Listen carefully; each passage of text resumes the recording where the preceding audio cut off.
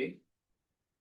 Hola a todos, gracias por venir. También a los que nos acompañan online. Esta es la primera sesión del seminario de matemática aplicada, entiendo, desde marzo hasta acá.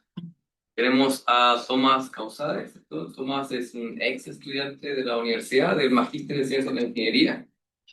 Hizo su tesis con Carlos Pérez, entiendo, pero creo que yo tuve que más Sí. Carlos y así que bueno, conozco bien a Tomás, participó en varios de mis cursos y también, como dije, estuve supervisando desde arriba la tesis. Así que estamos muy contentos de tener a Tomás acá. Tomás ahora es un estudiante de doctorado en University College London. Entiendo que va a hablar acerca de lo que está trabajando en su tesis de doctorado, Regularized Numerical Statistical Method for Highly Oscillatory Integrals. Bien, démosle la bienvenida. Gracias, es un agrado estar aquí. Santo no venía a la escuela. Y bueno, sí, les voy a hablar de el Numerical Steepest Descent Methods para calcular integrales oscilatorias. Todas las slides están escritas con inglés británico, así que hay unas ortografías medio extrañas, pero inglés británico, no gringo. Ok, esto es lo que estaba trabajando durante la tesis. Entonces, primero, ¿qué es una integral oscilatoria? Una integral oscilatoria es una integral de esa forma que uno integra sobre una curva gamma, que puede ser un intervalo finito o infinito, o de manera más general, cualquier curva en el plano complejo. Uno tiene una función f, que se le dice la amplitud, una exponencial compleja, que de ahí salen las oscilaciones, con un parámetro omega, la frecuencia, que uno lo puede pensar como un parámetro muy grande, fijo, pero muy grande y una función g que se dice que es la fase, que es justamente lo que controla las oscilaciones. Entonces, si uno grafica, por ejemplo, la parte real de una instancia de estas integrales oscilatorias, tiene algo de este estilo. Si la función g fuera lineal, sería como senos o cosenos, como típicamente uno pensaría, pero la gracia es considerar una función de fase que sea no trivial. Entonces aquí, por ejemplo, hay hartas oscilaciones, a medida que me alejo en esas direcciones aumenta la cantidad de oscilaciones, y hay algunos puntos especiales donde dejan de haber oscilaciones.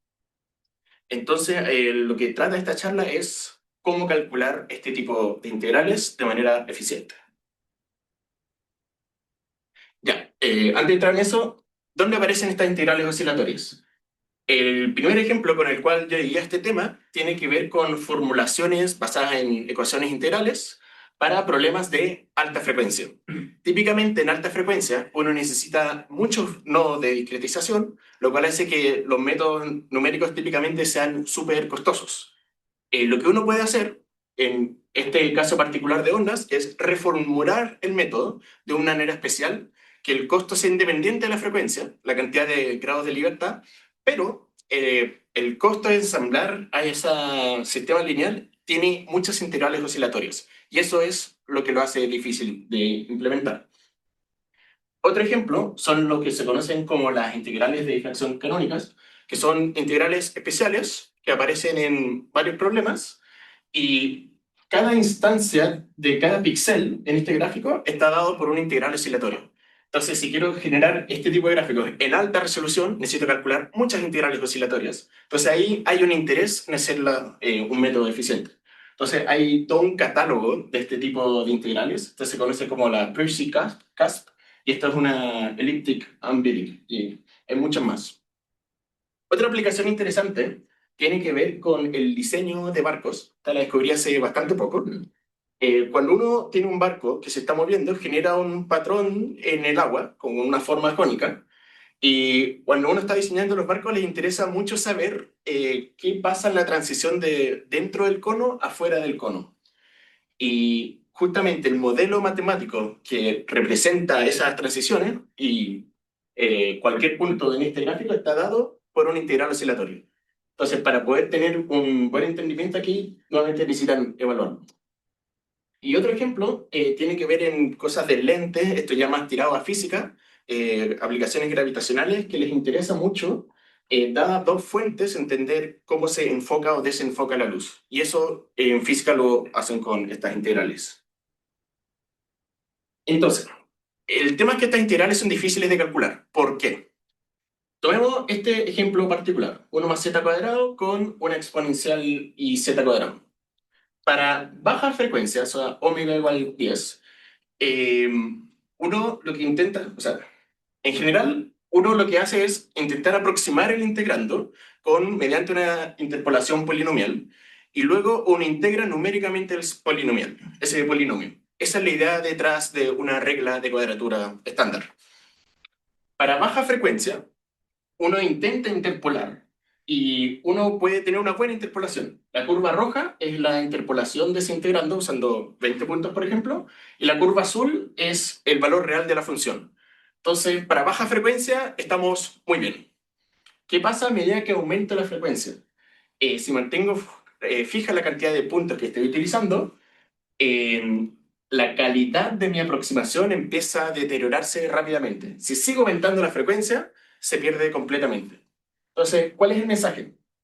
Para calcular un integral de este tipo, uno podría adquirir una gran precisión, pero a cambio de eso uno necesitaría utilizar muchos puntos para intentar capturar estas oscilaciones. Entonces, ese es el contraste que uno tiene con las reglas de cuadratura estándar. Funcionan muy bien, pero si tomo omega igual, no sé, 1000, 10.000, 1.000.000, el costo computacional se vuelve absurdo. Entonces, ¿qué pasa en muy alta frecuencia? Uno puede usar, en vez de métodos numéricos, técnicas asintóticas. Una de esas es la que se conoce como Steepest Descent Method. La idea es que, si ven la integral ahí, hay muchas oscilaciones en general, entonces uno espera muchas cancelaciones, positivo, negativo, se va a cero. Pero hay algunos puntos especiales donde no hay cancelación, y eso es lo que se conoce como puntos estacionarios. Entonces, este tipo de gráfico va a aparecer mucho en la presentación. Es el eje horizontal va a ser el eje real, el vertical el eje imaginario.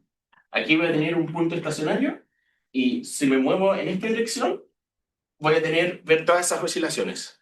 Pero lo que uno puede hacer es no moverse a lo largo del eje real, sino abstraerse hacia el plano complejo, de tal manera que esas oscilaciones se conviertan en decaimiento exponencial. Eh, sí, ¿qué más podemos decir de este gráfico? Si yo grafico la parte imaginaria de z, eso me va a ayudar a determinar en qué dirección están las oscilaciones. Si voy hacia lo azul, no hay oscilaciones y el integrando va a decaer exponencialmente. En la zona roja tampoco hay oscilaciones, pero el integrando crece exponencialmente. Entonces, me interesa mucho achuntarle a los valles. Entonces, el concepto es el siguiente. Tengo la integral sobre el eje real. Una pregunta, entonces G de Z toma valores complejos. ¿Cómo? G de Z puede tomar valores complejos. A lo largo del eje real voy a asumir que toma valores reales, pero está bien definida en el plano complejo.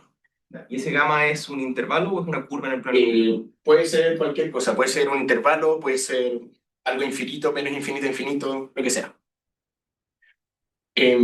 Ok, entonces la idea es, por el teorema de Cauchy, yo puedo deformar, tomar cualquier intervalo sin cambiar los endpoints y no cambio el valor. Entonces la idea es escoger un contorno especial donde se mantenga la parte real constante y la parte imaginaria decaiga.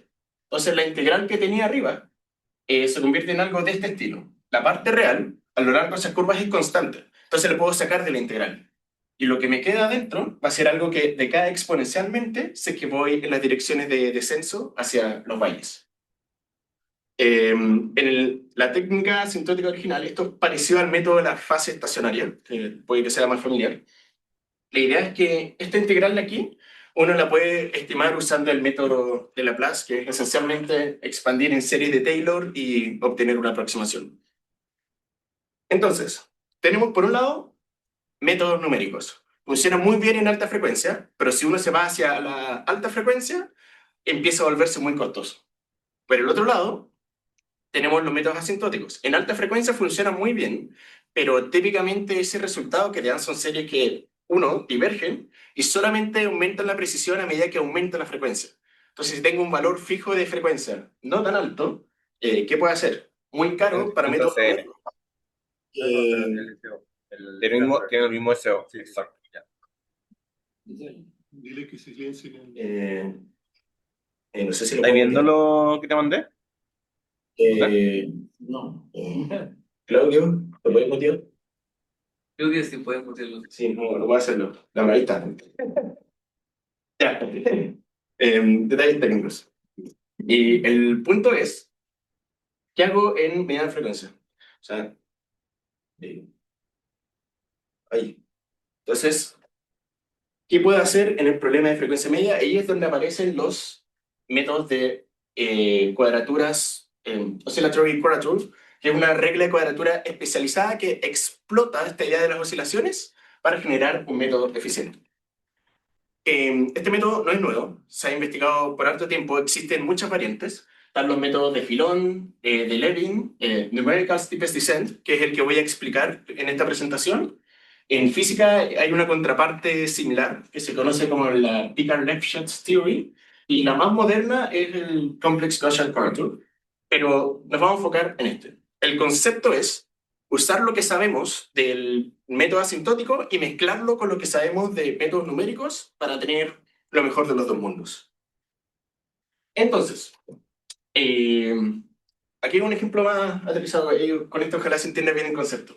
Supongamos que quiero calcular una integral de menos 1 a 1 y la función g está facilitada por un polinomio de grado 9.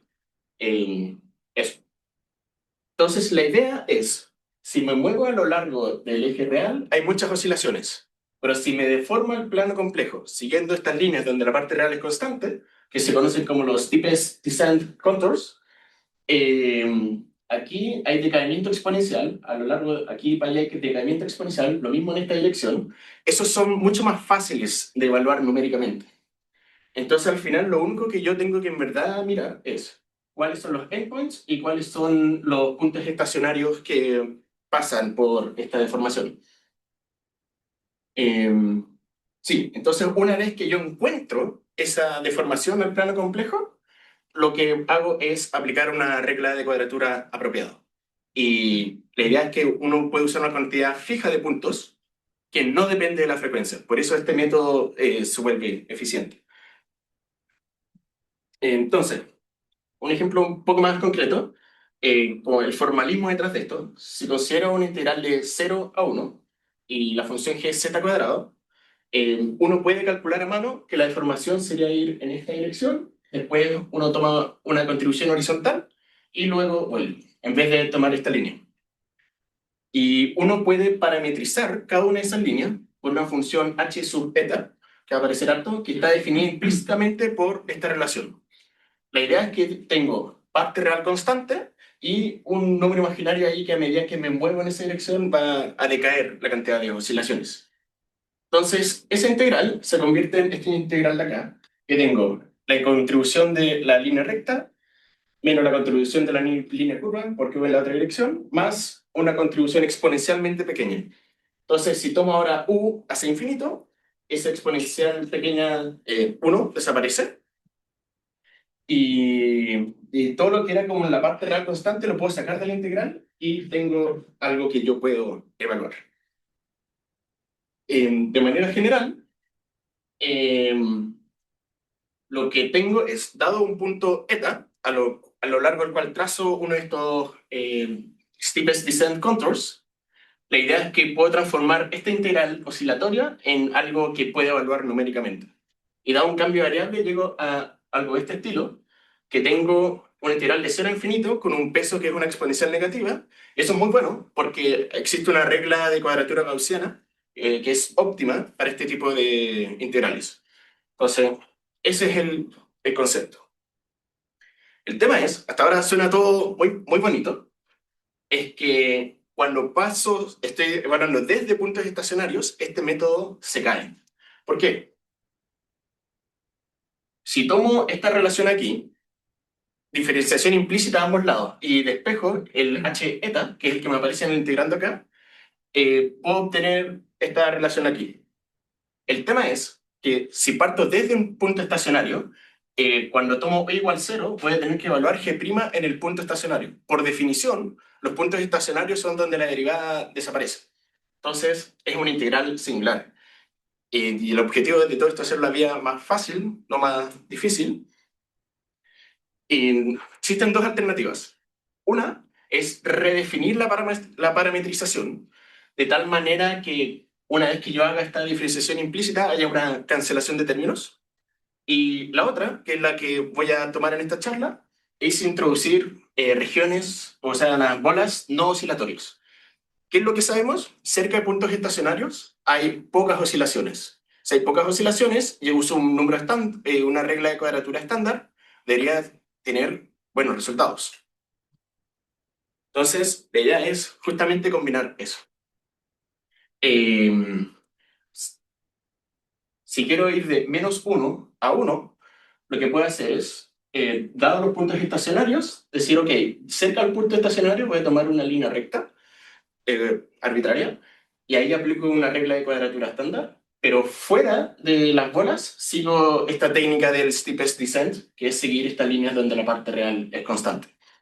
Lo interesante de estas bolas es que a medida que aumenta la frecuencia, el comportamiento se localiza en torno a los puntos estacionarios y eventualmente uno puede calcularlo de esa forma, pero para baja frecuencia, la integral originalmente sería poco oscilatoria y el método captura eso. Para baja frecuencia las bolas crecen, crecen, crecen, crecen, cubren todo el intervalo y puedo hacer simplemente una integral acá sin necesidad de hacer nada especial. Entonces, esa sería la introducción. Lo que viene ahora es, bueno, ¿cómo se implementa este método? Porque tiene varios detalles que no quedan muy claros al principio. Dime. ¿G de Z siempre es un polinomio?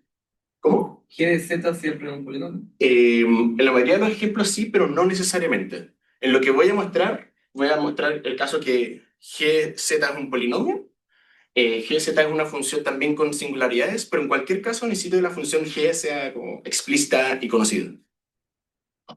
Pero porque de alguna forma estás asumiendo cuando aproximas con la línea, ¿cierto? Ujú. De que se comporta bien cerca del punto estacionario. Y, o sea, te creo que funciona bien con el polinomio, pero una función racional no. Ese viene más adelante.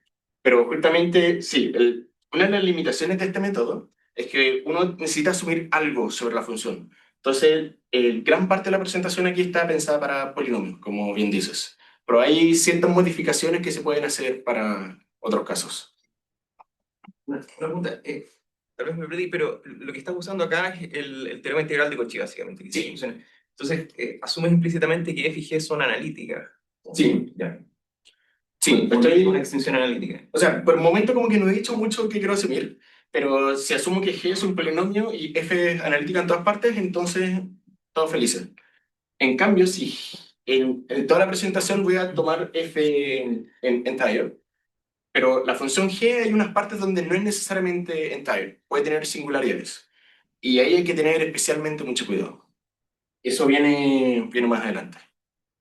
Pero sí, estoy asumiendo que es analítica en donde necesito que sea analítica, básicamente. Ya, entonces, lo que voy a explicar primero es cómo implementar el método, a grandes rasgos, cuál es el algoritmo que utilicé para generar todas estas figuras. Y la segunda parte es el análisis numérico. Tenemos un método, demostremos que funcione. Y lo novedoso en esta parte es que para polinomios ya existe un paquete de uso abierto, pero está limitado a polinomios. Entonces, ¿qué se puede hacer cuando fases no polinomial? Y lo segundo, el análisis numérico. Hay un montón de análisis al respecto cuando la frecuencia se vuelve muy grande, pero cuando la frecuencia es fija y uno quiere ver qué pasa cuando aumento la cantidad de puntos de cuadratura, eso no está estudiado. Eso es lo que apunta esta presentación. Ok, parte 1. ¿Cómo deformar el contorno? El goal ideal sería tener un método que automatice este proceso, porque uno puede hacer la mano para casos particulares. Por ejemplo, si tengo una función lineal o cuadrática, uno se la puede arreglar. Pero si tengo, por ejemplo, ahí un polinomio de grado 9, no es tan claro decir, ok, estas son las líneas, estas son las conexiones, no es para nada trivial. Entonces, punto 1, decidir cuáles son los contornos a seguir. Punto 2, ¿cómo los trazo? Tengo una definición implícita, pero no tengo necesariamente una fórmula para este h eta que define la parametrización. Y punto 3, Una limitante súper importante es cuando dos puntos estacionarios están muy cerca. Si un punto, ejemplo, está aquí, pasa muy cerca de este punto estacionario. Entonces, ¿qué me garantiza que el valor de la aproximación no se vaya a degradar cerca de ese punto? Entonces, todo ese tipo de cosas se pueden manejar de manera robusta utilizando el método a continuación, que se llama Pathfinder. Es un paquete que está en MATLAB y lo que hace es, dado una integral de esta forma, si asumes que la fase es polinomial, entonces tú simplemente pones los datos que te da la integral y te puede calcular la integral de manera robusta y eficiente y de manera sencilla también para el usuario. Y yo estoy como trabajando en esto mismo, pero escrito en Julia y agregándole algunas cosas nuevas. Entonces, ¿cómo se vería la interfaz? Primero, defino la fase. Le entrego todos los datos, en este caso es solo un polinomio. Y después uso el comando integral, que tengo que especificar los endpoints de la curva, la función amplitud, la fase, la frecuencia, y luego me genera ese gráfico. Y me entrega el valor también, por supuesto. Y lo que ocurre por debajo es que se genera un grafo que voy a explicar enseguida cómo se hace, que en base a ese grafo yo voy decidiendo cuál es el contorno a seguir. Entonces, primer paso del algoritmo. Me pasan un polinomio y yo calculo todos los puntos estacionarios. Entonces, tengo todos los puntos rojos en el grafo ahí. Paso 2. Para cada uno de esos puntos estacionarios, hago una bolita en torno a ellos y la idea es que esa bolita me va a decir qué tan lejos puedo moverme sin que el integrando se vuelva muy oscilatorio. Localmente es no oscilatorio, la integral cerca del punto estacionario, y yo puedo definir una variable c bola arbitraria y el claim es que dentro de cada una de esas bolas que están en el dibujo hay a lo más c bola oscilaciones. Entonces con eso lo mantengo controlado. Y lo que uno hace es determinar numéricamente cuál es el radio de cada una de esas bolas. Esa es la propiedad importante. Y luego la unión de todas las bolas me entrega una región no oscilatoria. Luego, dado tengo los puntos escenarios, tengo las bolas, y es, ok, ¿desde dónde trazo para ver hacia dónde tengo que ir? Existen distintas opciones. La más natural me parece es decir, ok, si no existiera la bola, estaría trazando la curva en esta dirección. Bueno, entonces si estuviera aquí, ahí por ejemplo tendría que trazar un poco hacia arriba y en algún momento va a intersectar con la bola. Entonces, ok, ese va a ser mi punto de salida. Y aquí también tengo otro punto de salida allá. Y eso lo estoy registrando aquí con todos los puntos morados en este grafo. Entonces ahí tengo todos los nodos de salida. Y eso. Lo que hago después es, dado todos estos nodos de salida, trazo todos los contornos y veo hacia dónde van. Estos pueden ir hacia el infinito, convergen a un valle, o sea, decayó lo suficiente. Y la otra opción es que pase muy cerca de un punto estacionario y en ese caso dejo de trazar y me detengo ahí, pero almaceno esa interacción. Entonces, en este ejemplo, que estoy con polinomios, asumo que cada contorno o va hacia otra bola o va hacia el infinito y decae. Y con eso armo todas las interacciones que pueden haber de como qué nodo está conectado con qué otro, usando estos steepest descent contours, y armo un grafo. Y después para decir cuál es el contorno que utilizo para integrar, tomo en sentido de grafo el camino más corto que conecta los dos puntos. Ese es el algoritmo. Entonces ahí ya tengo definido cuáles son todas las interacciones, cuáles son todas las curvas, y luego lo que hago es aplicar reglas de cuadratura sobre cada una de estas curvas. Ok, esto funciona en varios ejemplos. Si tengo una función cúbica, por ejemplo, acá, ahí estoy variando el parámetro x, entonces pasa que ahí tengo los puntos estacionarios, son imaginarios, se acercan mucho y después se empiezan a alejar.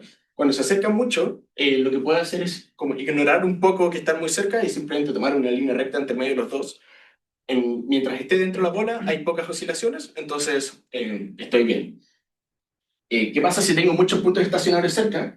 Eso es un tema complicado en esta área de integrales oscilatorias, pero lo que puedo hacer es simplemente tomar una línea recta, pasar entre medio y aplicar regla de cuadratura estándar. pero a medida que se alejan y se van alejando, eventualmente ya no están tocándose estas bolas. Entonces hay un comportamiento oscilatorio importante entre dos puntos. Entonces ahí aplico este steepest descent method. Y bueno, para evaluar, como decía, ese tipo de gráficos, se genera evaluando una instancia de integral oscilatoria para cada punto. Si me muevo a lo largo de la línea roja, esto es como la deformación que estoy siguiendo. Entonces, como, en principio, ahí están siendo muy cercanos, es difícil de calcular, y después se vuelven a alejar, y todo esto está manejado de manera automática, porque el algoritmo es generar el grafo, y el grafo después automáticamente me dice cuál es el camino óptimo. Ya. Aquí lo prometido. ¿Qué pasa si no tengo un polinomio? La verdad es súper difícil hablar de funciones analíticas en general. Entonces partimos pensando cuáles son los ejemplos que aparecen más en aplicaciones. En este problema que mencioné al inicio de ecuaciones integrales para ondas en alta frecuencia, uno tiene que calcular integrales con este tipo de fase, en una singularidad. Entonces el parámetro A, si ven ahí, hay como una ventana, o sea, hay dos cortes, y hay una ventana donde la función es continua. El parámetro A me dice qué tan grande o qué tan chico es. Y el parámetro B me dice si hay más cancelación o adición de uno u otro lado de los semiplanos complejos. Entonces, el concepto del algoritmo se mantiene exactamente igual, pero hay ciertos detalles que uno tiene que cambiar para ir con cuidado. Uno, por ejemplo, aquí cuesta un poco verlo, pero uno no está obligado a escoger el punto de salida exactamente en la intersección. Uno puede hacer cualquier cosa. O sea, en este caso, no, la verdad es que no sé absolutamente nada, pero si me puedo simplemente mover a lo largo del eje real y después empezar a trazar desde ahí. Y funciona. Y también el otro cambio que uno hace es que como tengo estas singularidades, la integral es singular, casi singular, o sea hay que cambiar un poco las reglas de cuadratura. Pero para efectos prácticos, lo que uno es, define la función g igual square root phase function con a y b, integrar, y te entrega los gráficos, te entrega el valor, te entrega todo. ¿Seguro? Y el otro ejemplo, esto es noticia en desarrollo. No está todo funcionando perfecto, pero hay material para contar. ¿Qué pasa si tenemos una función racional? La definición es lo mismo, esta es la parte polinomial, y ahora le agrego polos. En el caso más sencillo, z más 1 partido en z, tengo valles al infinito, donde decae exponencialmente, pero cerca de los polos hay que tener mucho cuidado. Si me acerco por los lados, hay comportamiento altamente oscilatorio. Mientras más me acerco al polo, más oscilatorio se vuelve. Si me acerco por arriba, va a ser algo que crece exponencialmente. Si me acerco por abajo, decrece exponencialmente. Esto es para el integrando una singularidad esencial, que se parece que es súper misterioso en la literatura cómo trabajar con esto. Pero para este método, uno se abstrae un poco del hecho que es una singularidad esencial y te fijas solamente en qué pasa con la fase. Ok, entonces una modificación que hay que hacer es definir qué significa converger un polo. Y la otra es justamente el teorema de residuos. Si el contorno original pasara por arriba del polo y después sigo eso y se conecta todo, no hay ninguna diferencia. Pero si el contorno original fuera por abajo, después junto esas dos líneas y crucé el polo en algún momento.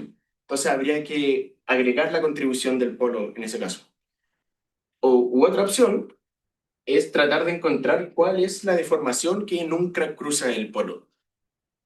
Ahí eso es investigación en desarrollo. Pero bueno, se puede aplicar en varios ejemplos que aparecen en la literatura. En el caso de lentes de plasma, como que quieren integrar de menos infinito a infinito, tienen varios puntos estacionarios y tienen dos polos aquí.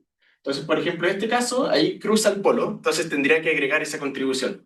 Pero luego hay otros ejemplos, como para generar este gráfico acá, que la integral oscilatoria no necesariamente cruza el polo, va de aquí hacia allá, así está definido, conecta esos dos valles y no cruza el polo. Entonces, se puede hacer para fase racional.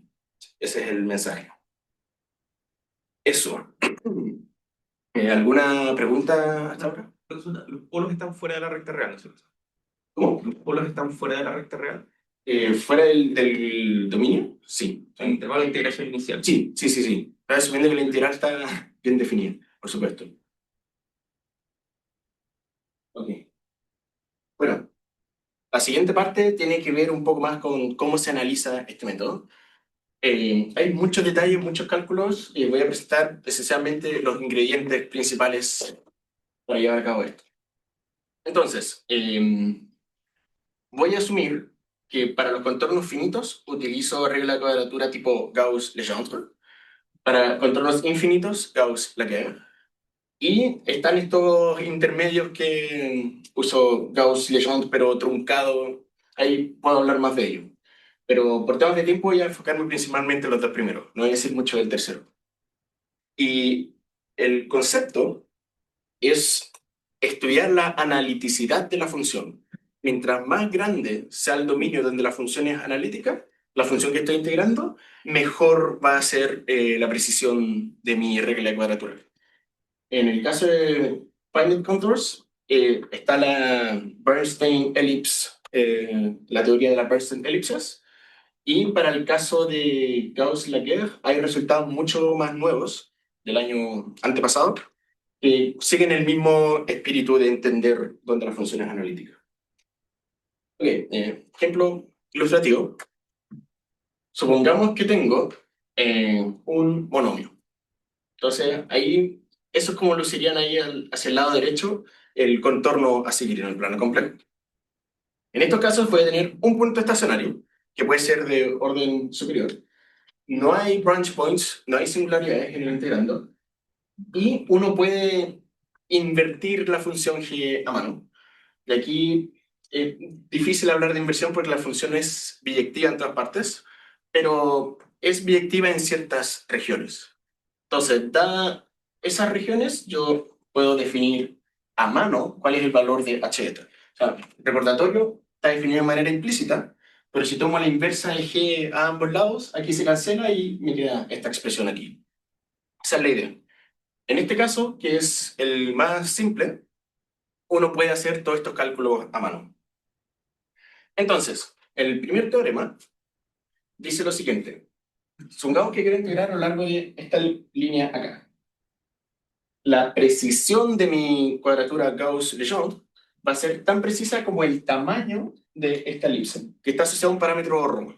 Si ρ es grande, esta elipse va a ser muy grande. Si ρ es chico, esta elipse va a ser muy chica. Y la cota de error va a estar dominada por ese factor de ρ. Si ρ es igual a 1, eso es elipse chica, va a tener algo que no decae mucho con n siendo los nodos de cuadratura.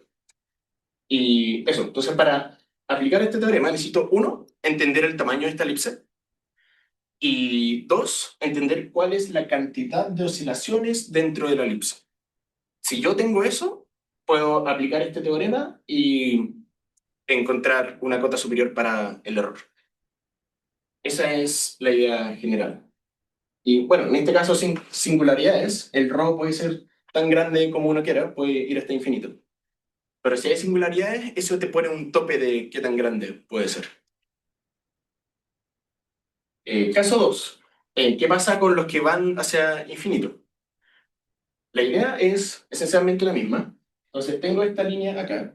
Lo que hago es en el plano de referencia tomar una parábola, mapearlo de vuelta y me queda una parábola un poco extraña. Pero la idea es la misma. Mientras más grande sea esta parábola, que está asociada a un parámetro ρ, mejor va a ser la precisión de mi regla de cuadratura. Si las singularidades estuvieran muy cerca, sería mucho peor. Y todo eso lo puedo cuantificar precisamente con este parámetro ρ. Como había mencionado antes, los puntos estacionarios son singularidades cuando utilizo esta parametrización para definir el h eta. Entonces, este punto acá necesariamente va a ser una singularidad del integrante de aquí para allá. Pero, como estoy usando esta idea de bolas integrales no oscilatorias, siempre voy a tener un gap donde poder dibujar mi parábola. Entonces, eso. Y de ahí para derivar sistemas mucho más precisos, necesito decir algo sobre el h eta. Entonces, si yo tengo cotas superiores sobre h eta y h eta prima, inferiores o superiores, yo puedo acotar el integrando y con ello puedo acotar todo lo que necesito. Eso. Y dado el valor de ρ y toda esta información sobre g, por ende h, tengo convergencia raíz exponencial a medida que aumento los puntos de cuadratura. Entonces, para este caso particular, uno puede hacer los cálculos a mano y tomarse el tiempo, y eventualmente uno va a encontrar resultados de este estilo. El error de cuadratura en los contornos finitos es exponencial, y en los infinitos es raíz exponencial. Y los resultados numéricos nos dicen que efectivamente esto es como lo mejor que uno puede hacer. Aquí en la azul estoy calculando el error de autoconvergencia sobre los contornos finitos. Entonces esto luce como exponencial. Aquí el eje Y está en escala logarítmica y el eje horizontal está en escala raíz. Entonces lo que es raíz exponencial aquí se ve como una línea recta. Entonces eso se condice efectivamente con lo que teníamos antes. Y lo interesante acá es que estoy usando, no sé, 3 al cuadrado, no sé, 10 puntos. Ya tengo 10 a la menos 8 en precisión. Y eso es independiente de la frecuencia. Si mantengo fija esa cantidad de puntos por contorno y aumento la frecuencia, el error se mantiene, el error absoluto decae con omega, pero el error relativo se mantiene constante. Y ahí es donde ganamos en eficiencia. Y la diferencia de esto es porque el valor de la integral mismo también decae con omega. Entonces, como esto también decae con omega, hay una cancelación y por eso queda constante. Ok, podemos hacer este análisis para una función un poco más complicada. Miremos esta huella. En este caso tengo dos puntos estacionarios que, que están dados por un valor de a que puede ser positivo o negativo. Si a es positivo, puede tener dos raíces reales. Si a es negativo, dos raíces imaginarias.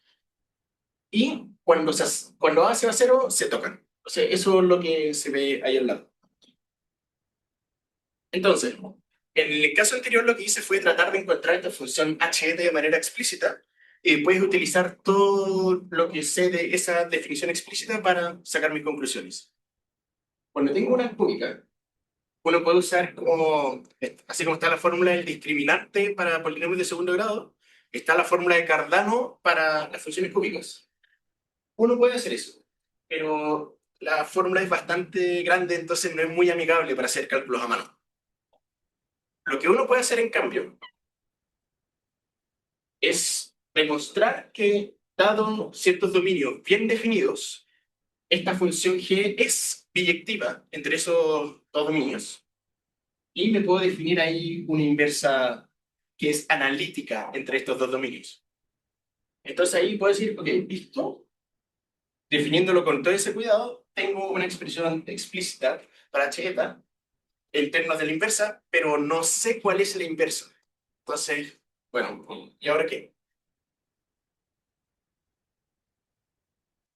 Y lo último, ok, esta es la definición que está definida en el plano complejo, pero si yo me restringo al eje, U al eje real, me entrega justamente las líneas azules, que están bien. Entonces, lo último que sería, si no puedo decir nada de la inversa porque no sé cuál es la inversa explícitamente, no es el fin del mundo. De todas formas, uno puede decir algo del comportamiento local de esta función g cerca de los puntos estacionarios. Y dado ese comportamiento local, puedo decir que es cuadrático cerca de los puntos estacionarios y luego cúbico a medida que me alejo de los puntos estacionarios. Y tiene una cota inferior y superior, que justamente me mantiene bien atrapado ese comportamiento. Y usando eso, son condiciones suficientes para encontrar una cota inferior y superior en este h sub eta.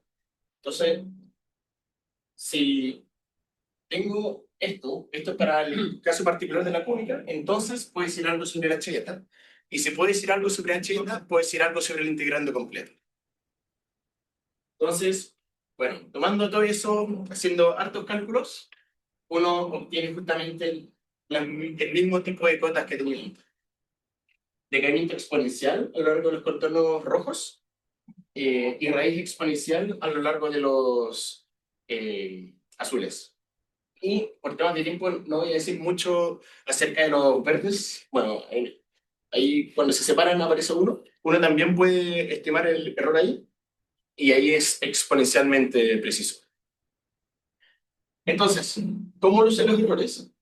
Aquí nuevamente tengo escala raíz y versus logarítmica. Al principio tengo algo que es exponencial y después pasa a ser raíz exponencial. Y eso se condice muy bien con esto, en el sentido que al principio el que cae exponencialmente es dominante. Y la otra parte mucho más abajo eventualmente lo alcanza. Y ahí por eso está ese comportamiento que tiene dos fases. La otra función, o sea, el otro caso interesante es, ok, la función de Airy tiene una representación integral que lo usa justamente como una cúbica. Entonces uno puede usar este método para evaluar la función en sí. Entonces, si utilizo, no sé, 5 puntos por curva, bueno, no me va tan bien, pero a medida que aumento la cantidad de puntos, puedo mejorar uniformemente la precisión para evaluar esta función en dado cualquier punto. Eso. Y el último ejemplo es que dada una función raíz que está con una singularidad tipo branch point, es como el mismo que mostré antes, pero un poco más sencillo. Este parámetro A modela la ventana, o sea, donde no hay un corte. La ventaja acá es que tengo una función explícita para la inversa, entonces puedo decir algo preciso sobre el h sin tener que hacer mucho malabares.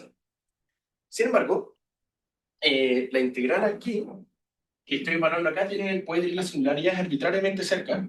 Entonces ahí necesito cambiar mi approach, que si intento poner una elipse enorme ahí, va a quedar súper chica. Lo que uno puede hacer es utilizar una graded mesh approach, que es esencialmente, en vez de integrar, la singularidad está aquí, justo acá arriba. Si pongo una elipse enorme ahí, me va a quedar súper chica, súper achatada en torno al intervalo. Eso no es bueno, significa que el RO es pequeño y es poca precisión. Pero con esto de la graded mesh, lo que uno hace es definirse puntos que van acumulando hacia acá, y uno puede poner una elipse en torno a cada uno de estos intervalos, ignorar el más chico, y el tamaño de la elipse relativo al intervalo que estoy integrando es suficientemente grande. Entonces, usando esa lógica, uno puede argumentar que tiene convergencia exponencial. Entonces, el número total de puntos de cuadratura crece cuadráticamente, entonces en realidad uno tiene raíz exponencial. Pero uno puede hacer algo mejor incorporando este intervalo más chico, sabiendo que la singularidad no va a estar jamás exactamente ahí, sino justo un poco afuera. Entonces puedo refinar esto lo suficiente hasta que la elipse más chica esté ahí. Y con eso ya puedo lograr convergencia exponencial. Entonces, resultados. Si uno hace el análisis, nuevamente, lo esperado, no muy sorpresivo. Y aquí está como para el caso, la curva amarilla es con A grande, sin singularidad, o sea, sin singularidad cerca del intervalo de integración. Y la azul es cuando se vuelve más singular y sigue funcionando súper bien. Y aquí, este gráfico acá te muestra a medida que tomo A más chico, es decir, la singularidad se vuelve más cerca, y mantengo la cantidad de puntos fijos, naturalmente va a empeorar la precisión, porque la integral es más difícil de calcular, pero no está haciendo más esfuerzo. Pero si tomo muchos puntos, eventualmente puede mejorar. No es lo mejor que se puede hacer, pero es lo que podemos analizar. Entonces, eso sería. Entonces, este método se llama Quakerized Numerical Steepest Descent. Lo original es Numerical Steepest Descent, pero esto de agregar las bolas es lo novedoso que regulariza todas las integrales asociadas. En la primera parte hablé de justamente la implementación. Existe este algoritmo y está automático. Entonces, si alguna vez se encuentran con una integral oscilatoria, no paniquen, existen métodos.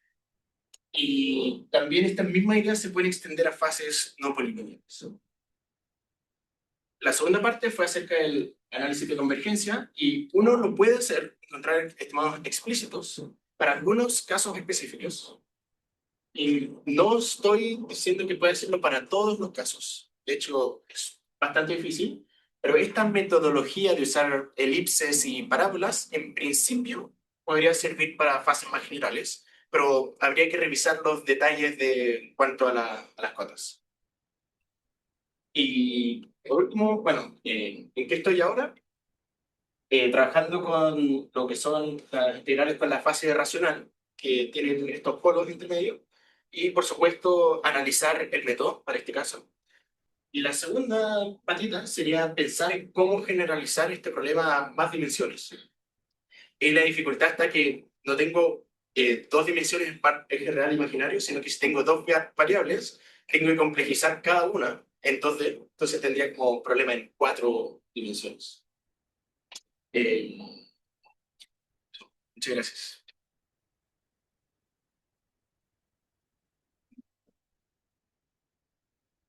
¿Alguna pregunta?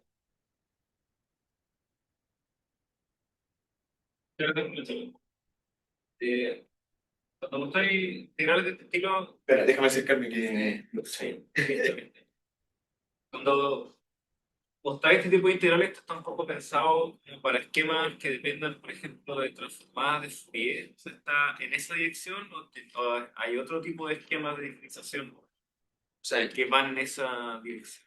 O sea, todo lo que mostré, esto de las integrales de difracción canónica, están pensadas como transformadas de Fourier de algunos problemas. Eh, yo personalmente como que estoy un poco más abstracto de cuál es la aplicación. Dada una integral, ¿cómo lo puedo calcular? Y entonces, otra pregunta es que por eso depende fundamentalmente de que tenéis peso, que es un exponencial complejo. Y me pregunto, pero me da la sensación de que esta maquinaria te ayuda como a mejorar la precisión de una integral real a partir de ir a C de manera abstracta. Entonces pensaba, por ejemplo, si veis que se puede generalizar algo así a integrales en polinomios de alto orden, como uno tiene métodos de alto orden en elementos finitos, como elementos espectrales. ¿Cachai? O sea, tenéis un polinomio de orden altísimo, pero que podéis integrar en complejidad casi constante. Si es una aplicación que esté cercana o la estructura exponencial es Cuando me dicen muy importante. polinomio de orden alto, ¿estás pensando como la función f? Sí, F es sola. No hay una F sola. E al algo, sino que tú querías encontrar una curva, o sea, querías integrar F, una función Ya. real en intervalo 0,1, y tú como que hacías un lifting a C, Ya. querías encontrar una curva en que podías integrar esa misma función, pero de una manera que sea más robusta al orden polinomial, por ejemplo. La verdad es que no sabría decirte, que la idea acá es como justamente, dado que la integral es muy oscilatoria, yo estoy explotando esas oscilaciones para conseguir algo que decae exponencialmente. Que oscila en el eje real, pero decae en el eje imaginario. Si tengo algo que no oscila en el eje real, no estoy seguro de cómo, si es que decae siquiera cuando me muevo al plano complejo. Pero sería interesante pensar cómo existe alguna manera de como inventarse las oscilaciones. Sí, Ahí podría ser. es más difícil encontrar la curva de eta o h, ¿no? Pero quizás. Ya, pero ok. Gracias a la zona. Muchas gracias por la presentación. Una cosa que no me quedó muy clara es que cuando tú construís esta trayectoria, tú quieres volver a conectar el inicio y el fin del intervalo en que partiste con curvas en las cuales la fase tenga parte real constante. Sí. ¿Qué es lo que te permite decir que tú puedes construir una trayectoria que conecte ambos puntos mediante arcos de ese tipo de trayectorias? Mi pregunta es, ¿qué me asegura la existencia de estas curvas? La verdad es que no lo sé. Como en efectos prácticos, si tengo un polinomio, puedo siempre encontrar estas curvas. Para funciones racionales, hasta el momento siempre puedo encontrar estas curvas. Si me das una función arbitraria, la verdad es que no lo sé. Esa es como una de las cosas que uno asume en este problema. Yo digo, voy a asumir que existe algo que lo pueda conectar. Y luego el desafío es cómo encontrarlo. Pero sí, la verdad no sabría decir. Gracias. Velocidades sutiles. cuando comienzas con un polinomio tienes un estimado de cuántos caminos va a tener. No tengo cómo saber a priori. Podría pasar mal, o sea, cuando O sea, lo difícil aquí es total que el número de caminos. sí podría salir mal. Bueno, cuando tengo que armar mi grafo, eventualmente si tengo muchos nodos y el polinomio es de muy alto orden, esa parte se puede volver muy lenta. O sea, eso podría ser una dificultad. Y para tener un polinomio cuadrático, que no puedes establecer el resultado que te dé el máximo número de caminos. Porque yo no sé, un punto sería decir, ok, ¿dónde están los endpoints? Y lo otro es que dependiendo del parámetro de frecuencia o de distintos parámetros de la integral, las deformaciones que yo sigo no cambian continuamente. No, la topología es súper discontinua y súper dependiente de la función. Entonces, dado el ejemplo que mostré, antes tenía que uno o dos puntos estacionarios en el eje real. Pero imagínate, tuvieran, no sé, 7 por ahí y otras en otra parte. Es súper difícil decir. Tenía ahí en tu slide donde aparecía el parámetro A, o sea, del ejemplo único creo que eran 3. O Parámetro. en tu ejemplo numérico, hay Ya te- anterior, una más adelante, cuando tenía ahí la tercera ejercicio. No, porque, sí, o sea, solamente para saber si entendería. La igual a 0.1 era el caso más difícil. Sí, Claro, porque está cerca de la base. las centrales están súper cerca del punto. ¿Qué horror comienza mejor para el caso más difícil? ¿Tiene sentido? Eh, Ahí no sabría decir la verdad. Que una cosa es como la convergencia, eso es lo que está analizado, pero también está ese factor constante, el C, que en algunos casos podría ser mejor o peor. Okay. Bueno, tenía una pregunta relacionada a eso, porque ¿por qué en estos estimados no aparece la constante C-bol? La constante, C-bol, con el cual te piden o sea, por simplicidad no seguí ponerla, pero esa está escondida dentro de los CLEC. O sea, ese CLEC no es una constante absoluta, sino que depende de todo menos n y omega. Okay. Entonces puede depender de los parámetros de la función, definitivamente depende del CELAC. También el RO, no, el RO está fuera, perdón, pero sí hay un montón de parámetros ahí. Okay. Y otra pregunta. Me di cuenta que tenía estos estimados como por arriba y por abajo, ¿cierto? ¿Puedo utilizar algo así para hacer algo como adaptativo y saber exactamente en qué camino está teniendo más error? O sea, tú dices como generar el camino de manera adaptativa. O saber en qué camino tienes que refinar o algo así. Sí, absolutamente. El hecho que estamos usando acá esta regla de curvatura gaussiana es porque tenemos el framework para analizarlo. Pero si uno quisiera hacer esto bien y en verdad mejorar la performance, uno debería usar reglas de cuadraturas adaptativas.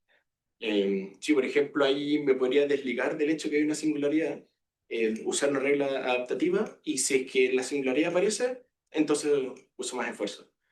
Y lo mismo con las que van hacia el infinito. El supuesto aquí es que yo siempre puse la misma cantidad de puntos en todas las curvas que van hacia infinito, por simplicidad, la verdad. Pero hay curvas que necesito más o menos puntos, entonces uno podría argumentar ahí, hacer algo adaptativo y no usar la misma cantidad de puntos en todas las curvas. Y eso sería efectivamente mucho mejor. Muy buena pregunta. Estamos bien. Pero,